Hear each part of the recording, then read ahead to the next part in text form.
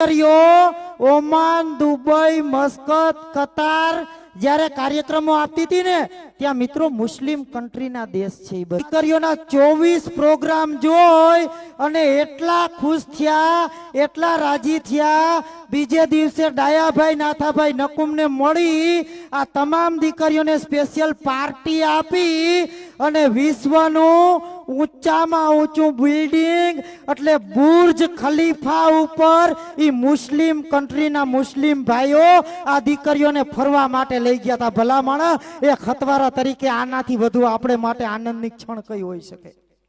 14 દેશ, 1042 કલાકારો, 8 કરોડ ને ખર્ચે તો સ્ટેજ બન્યું હતું.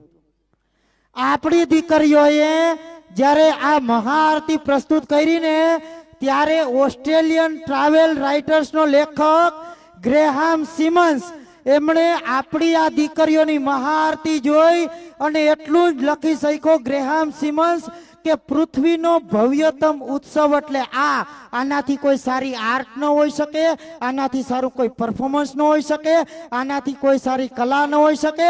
તો એવી દીકરીઓને આપણે તાળીના ગોળાથી